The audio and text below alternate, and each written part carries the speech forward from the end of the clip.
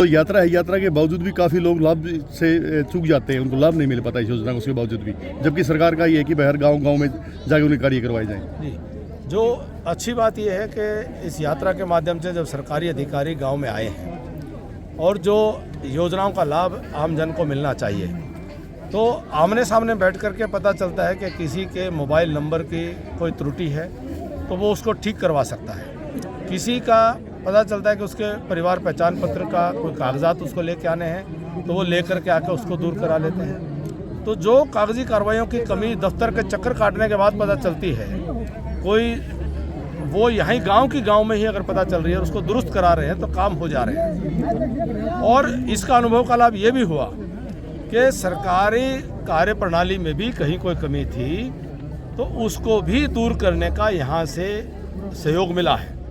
जैसे बास और सिसाए 2 गाँव में जो कि अतीत में नगर पालिका बन गए थे, इनका जो डाटा था सामाजिक कल्याण विभाग का वो चला गया था शहरी विभाग में। अब जब बास में आने पर पता चला कि 1.5 साल के समय से लोगों की पेंशन नहीं बनी, क्योंकि अब वो नगर पालिका से फिर से पंचायत में आ गया तो उनका डाटा जो है वो पंचायत में वापस ट्रांसफ़र नहीं हुआ, तो वो लिंकिंग नहीं हो पाई थी। केवल इतना ही काम बाकी था जिसकी वजह से लोगों को इस लाभ से वंचित होना पड़ा। ये इस यात्रा का लाभ हुआ कि 72 घंटे में 2 बड़े गाँव जो हमारे हैं 50,000 की जनसंख्या इन दोनों गांव की, इतनी बड़ी समस्या का समाधान माननीय मुख्यमंत्री श्रीमान मनोहर लाल जी ने तुरंत कर दिया।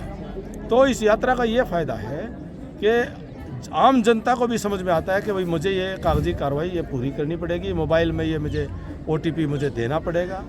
और सरकारी अधिकारियों को भी ध्यान में आता है कि भाई ये कमी उनके एंड पर भी है, उनके तरफ भी है, वो भी उसको दुरुस्त कर पाते हैं।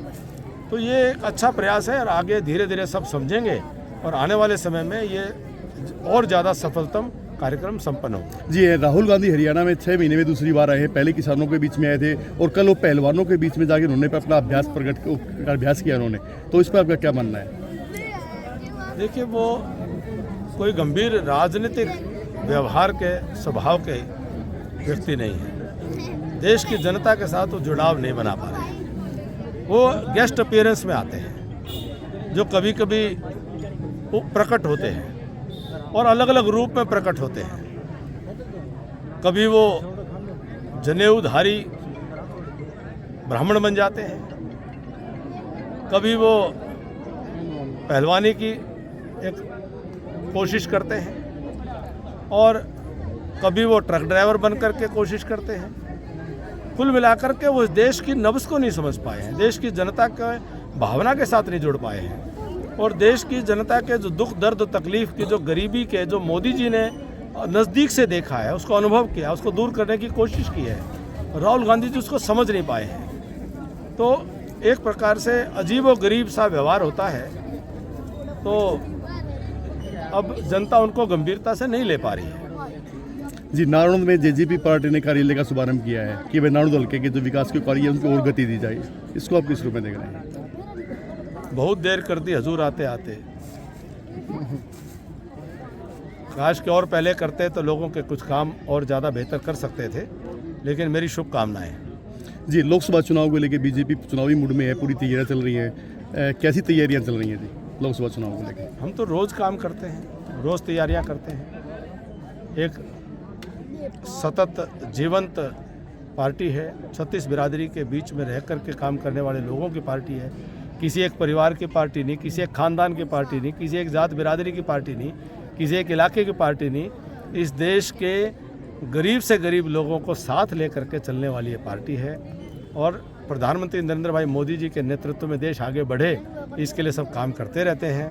और निश्चित तौर पर चाहे आने वाले समय में लोकसभा का चुनाव हो और आगे विधानसभा का चुनाव हो, भारतीय जनता पार्टी मोदी जी के नेतृत्व में देश और प्रदेश की जनता की सेवा करती रहेगी। और 2024 2 दिन बाद आने वाला है। आपको भी अग्रिम शुभकामनाएं, 2024 की बधाई, आने वाले समय की लोहड़ी पर्व की बधाई, संक्रांत की बधाई, और आपको बहुत बहुत बधाई देता हूं। 2024 देश और प्रदेश के लिए बहुत शुभ होगा। सारी परिवारवादी ताकतें हारेंगी, जातिवादी ताकतें हारेंगी। इलाकावादी ताकतें हारेंगी, सदा सदा के लिए ख़त्म होंगे और गरीब का हमदर्द नरेंद्र मोदी जी के नेतृत्व में देश और प्रदेश आगे बढ़ेगा। 2024 में कैप्टन बिन्नू का क्या रोल रहेगा जी?